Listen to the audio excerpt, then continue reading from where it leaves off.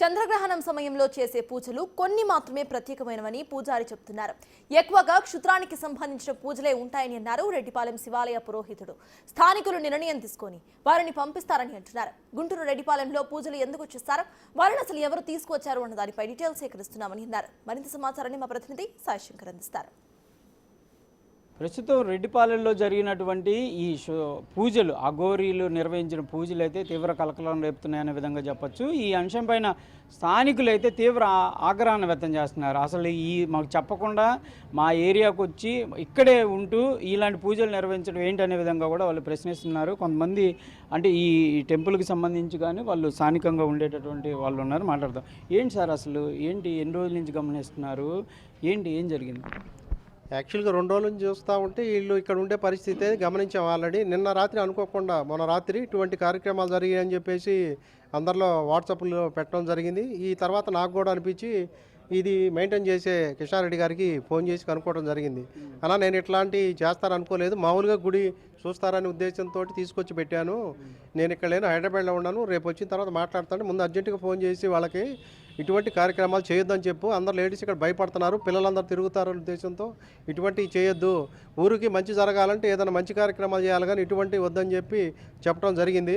అతను యాక్చువల్గా ఈ మధ్యకాలంలో చూస్తున్నాం, ఎక్కడ పడితే అక్కడ ఈ అఘోరా అనే పేర్లు చెప్పడం, పేరు చెప్పిన తర్వాతనే కొంతమంది ఎక్కడ పట్టినా భయపడుతున్నారు పరిస్థితి. అటువంటి పరిస్థితులు ఇక్కడ వద్దని చెప్పేసి ఇక్కడ గ్రామానికి సంబంధించిన మహిళలు కానీ ఇక్కడ విద్యార్థులు కానీ పిల్లలందరూ భయపడతా ఉన్నారు. ఇటువంటి మాకు ఇక్కడ అవసరం లేదని చెప్పేసి అందరూ ఏకకంఠంతో తీర్మానిస్తున్నారన్నమాట. వాళ్ళు చేసే ఈ పూజలు మంచి కార్యక్రమం చేస్తే భక్తులు కూడా రావడానికి అవకాశం ఉంటుంది. ఇటువంటి కార్యక్రమాలు చేపడుతూ భయపడుతూ మరి ఇటువంటి గందరగోళం సృష్టించడం మంచిది కాదని చెప్పేసి గ్రామం తరఫున తెలియజేస్తా ఉన్నా. మీరు చెప్పండి, ఒక ఆచార్యులు ఉన్నారు, ఏంటి ఆ చంద్రగ్రహణంలో అలాంటి పూజలు చేయొచ్చా, అసలు ఉంది అట్లాంటి ఆచారం? మామూలుగా అయితే అండి మామూలు అప్పుడు పూజ చేసుకుంటే దేవతలు వస్తారో రారో తెలియదు, కానీ చంద్రగ్రహణాలు సూర్యగ్రహణాల టైంలో ఏంటంటే ఏం చేసినా కానీ దానికి రెట్టింపు దాంతో ఫలితం వస్తుంది. కాబట్టి అలాంటి టైంలో ఇలాంటి క్షుద్ర పూజలు కానీ పితృఆరాధన కానీ దయ్యాలు వదిలించడం కానీ ఇలాంటివి చేస్తూ ఉంటారు. అది జనావాసాల్లో చేయడం అనేది మంచి పద్ధతి కాదు. దైవతారాధన చేసుకుంటే మీ మంచి కొరకు చేయాలి, కానీ ఊరు మధ్యలో ఇలాంటి పనులు చేయడం మంచిది కాదు కదా. అది యాక్చువల్గా అసలు మాంసాన్ని పెట్టే పూజలు అనేది హిందువుల్లో కొన్ని అమ్మవారికి బలియటం అట్లా ఉంటాయి తప్ప పూజల్లో ఉండదు. వాళ్ళు మాంసం పెట్టారని వీళ్ళు చెప్తున్నారు. అసలు అది అట్లా పూజలు ఉంటాయి చంద్రగ్రహణానికి?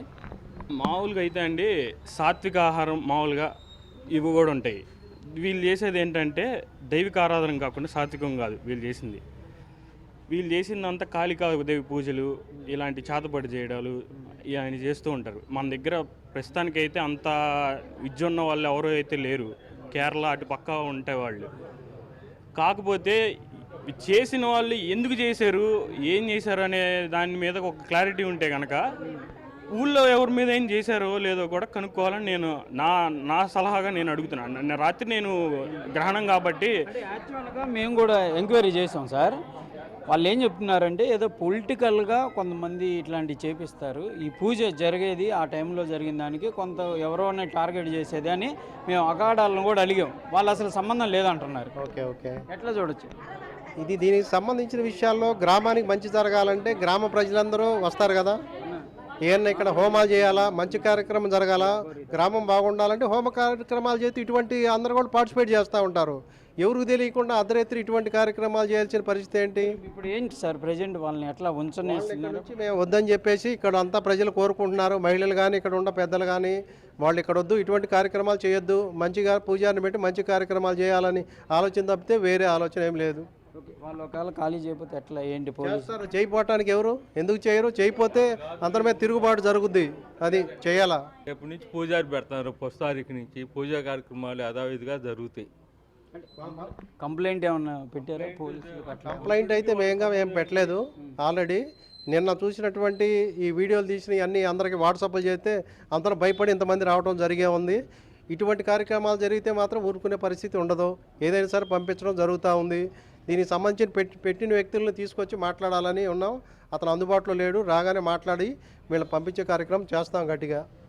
ఇది ప్రధానంగా అయితే కంపల్సరీగా ఊరందరూ కూడా తీర్మానం చేస్తున్నాము, వీళ్ళని ఇక్కడ ఉండనీయకుండా పంపించే ప్రయత్నం అయితే కంపల్సరీగా చేస్తామనే విధంగా కూడా స్థానికంగా ఉన్నటువంటి పెద్దలు కానీ అదేవిధంగా ఆచార్యులు కూడా చెప్తున్నారు. నిత్యం ఇక్కడ ఒక పూజారిని పెట్టి పూజా కార్యక్రమాలు నిర్వహించే విధంగా కూడా చర్యలు తీసుకుంటామంటున్నారు. కెమెరామెన్ వలీతో సాయి శంకర్, రెడ్డిపాలెం నుంచి.